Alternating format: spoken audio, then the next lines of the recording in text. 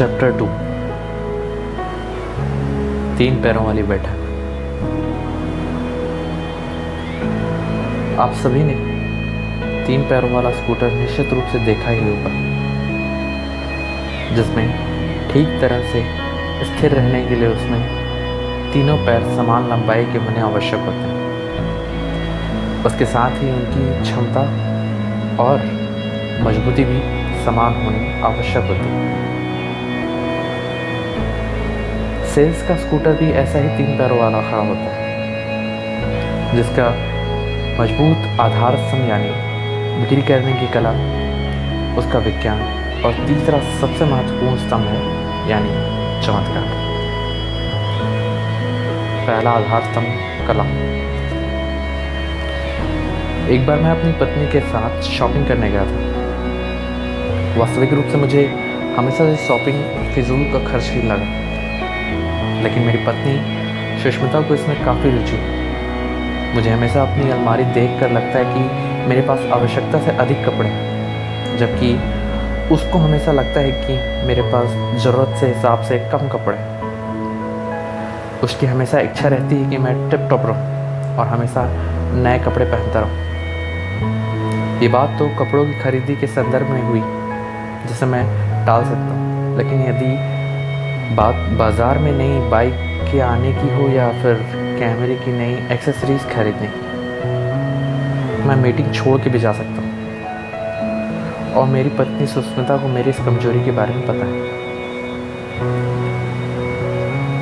एक बार उसने मुझे ऑफ़र दिया कि यदि मैं उसके साथ कपड़े खरीदने चलता हूँ तो मुझे 500 mm सिग्मा लेंस खरीदने की इजाज़त देगी। वैसे वह हमेशा मेरे कैमरे की एक्सेसरीज खरीदने का विरोध ही करती है, और उसका कारण भी वैसा ही है क्योंकि मैं हमेशा से नई चीज़ें खरीदता हूँ, लेकिन पुरानी चीज़ों से मेरा जुड़ाव, मेरा मोह, जिसके कारण मैं उन नई चीज़ों का उपयोग नहीं कर पाता और वह वैसे ही रखी रहती और मैं पुरानी चीज़ें ही उपयोग में करते रहता। लेकिन इस बार का उसका दिया ऑफ़र मुझे ठुकराया नहीं। मैं उसके साथ शॉपिंग के लिए गया ज़रूर, लेकिन थोड़ी ही देर में मैंने अपना शस्त्र निकाल लिया और शॉपिंग को टालने के उद्देश्य से मैंने उससे कहा, यह पेमेंट ठीक नहीं लग रही है। एक तो यह काफ़ी टाइट है और लंबाई में भी मैच नहीं हो रही।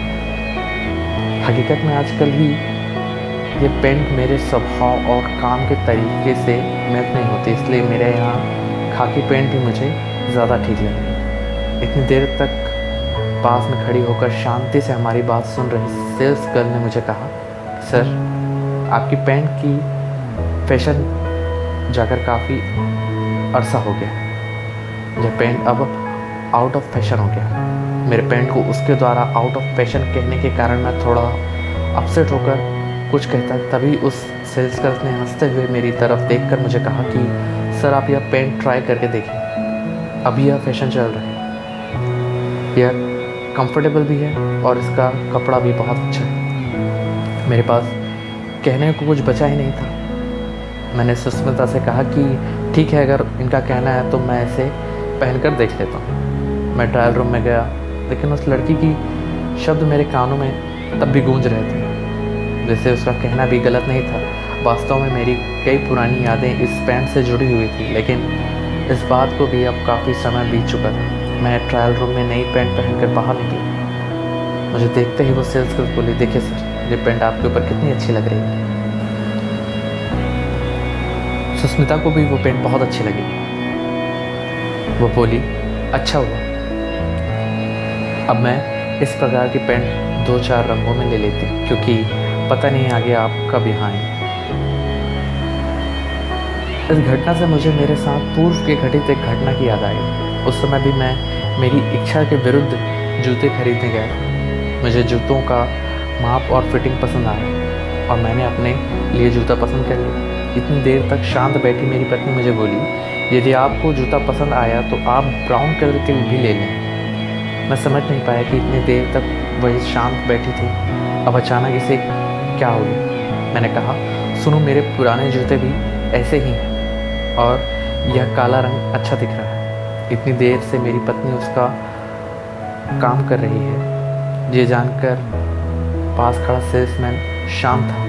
अब वह धीरे से आगे आया और मुझे बोला, सर, आप ये ब्राउन जूते ही लें, पर ये काला रंग अच्छा है और मुझे उसकी आदत भी है। मैंने कहा, सर, वो रंग अच्छा ही है, लेकिन सच बताऊं, आजकल ये रंग काफ़ी कॉमन हो गया है। अब सब लोग काला रंग ही लेते हैं। ये ब्राउन रंग थोड़ा अलग है और अच्छा लग रहा है। मेरी पत्नी और सेल्समैन दोनों की जीत हो गई थी। ये अलग से बात आने की ज़रूरत नहीं है।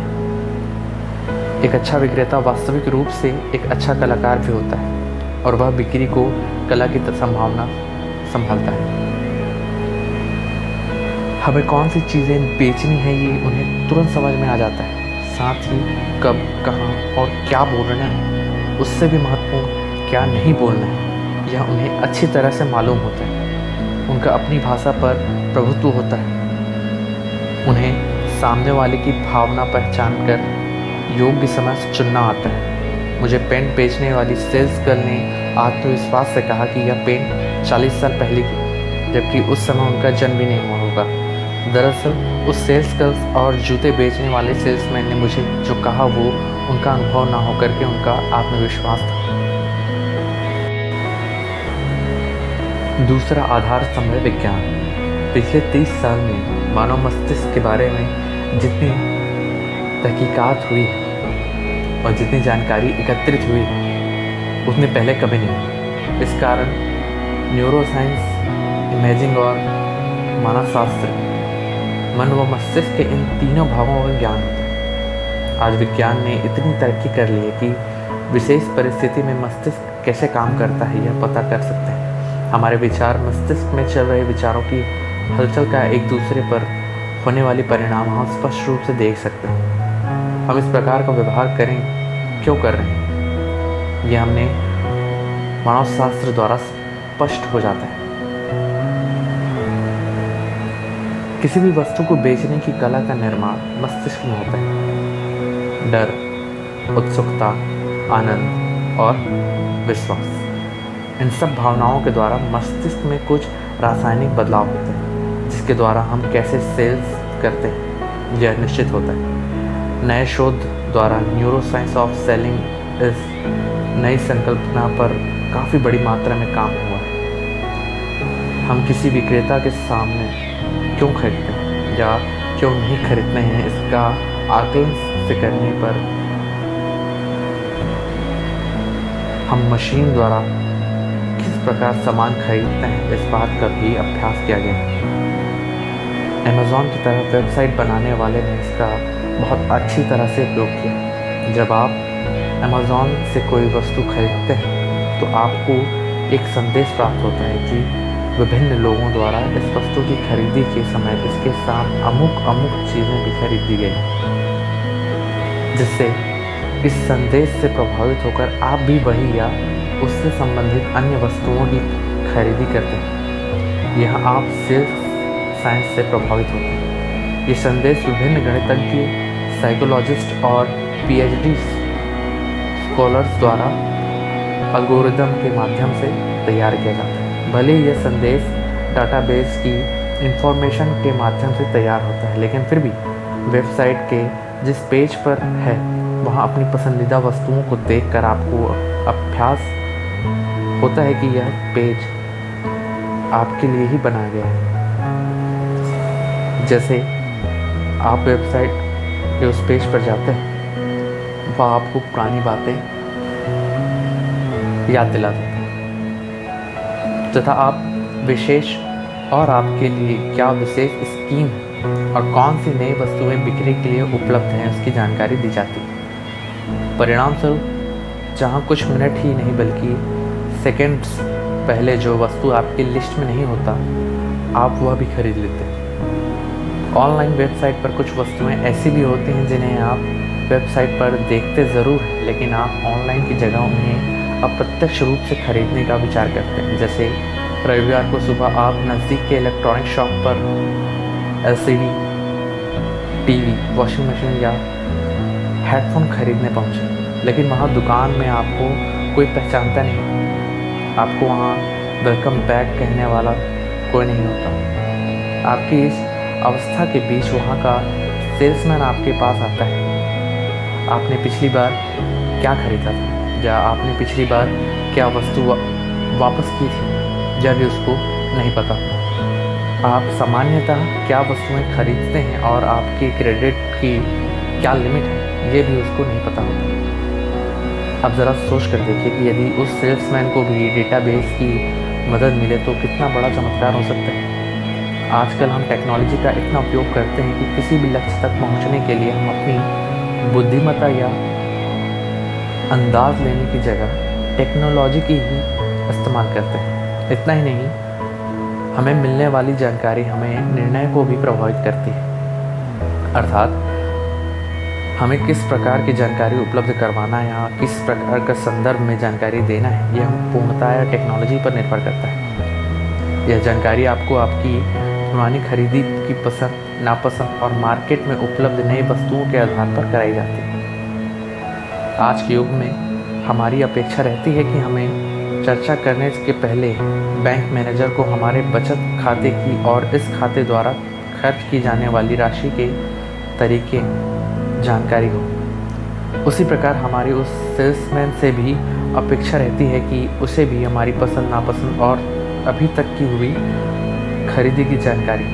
इसी कारण आज मनुष्य से खरीदी करने की जगह मशीन द्वारा खरीदी करने का प्रचलन बढ़ गया है। इस कारण ऑनलाइन बिक्री करने और जानकारी लेने देने के तरीके में आमूल बदलाव देखने को मिला है। अब आपको अपने बैग में कंफर्टेबल लेट कर घूमने की ज़रूरत नहीं। अब सिर्फ आपको उसके आगे जाकर साइंस बना लिया है। तीसरा आधार स्तंभ है चमत्कार। मूल रूप से बिक्री करना एक कला है, फिर भी इसमें साइंस और टेक्नोलॉजी का भी सहभाग है। ऐसा होने के बाद भी सेल्स का एक महत्वपूर्ण भाग चमत्कार भी है, जिसमें एक प्रकार का जादू छिपा होता है। आप किसी भी प्रकार की संस्था में जाएं, आपको वहाँ भी सेल्स करने वाले जादूगर मिल ही जाएंगे। ये ऐसे लोग होते हैं जो किसी भी प्रकार की वस्तु, सेवा या कल्पना आसानी से बेच सकते हैं। ये लोग शून्य से विश्वास का निर्माण कर सकते हैं। यदि उन्हें किसी निर्जन द्वीप पर भेजा जाए तो वो वहाँ भी कुछ न कुछ बेच कर ही आएंगे। यदि आप उन्हें ऐसे ग्रहों के पास भेजेंगे जिन्हें हमेशा आपको दिक्कत दी है या कभी भी अच्छा बर्ताव नहीं हो, वह ऐसे ग्राहकों को भी यहाँ से भी हंसते हंसते चेक लेकर ही वापस आएंगे।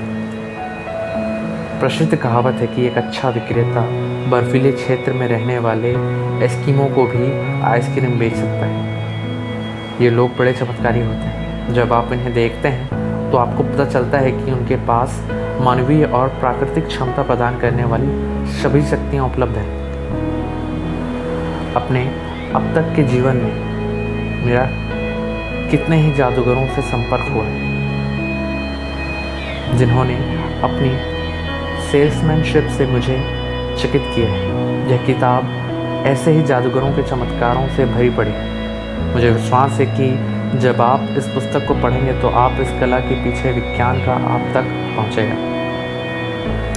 इसलिए अब आप भी निरीक्षण करना, ध्यानपूर्वक पढ़ना और उसका जीवन में उपयोग करना।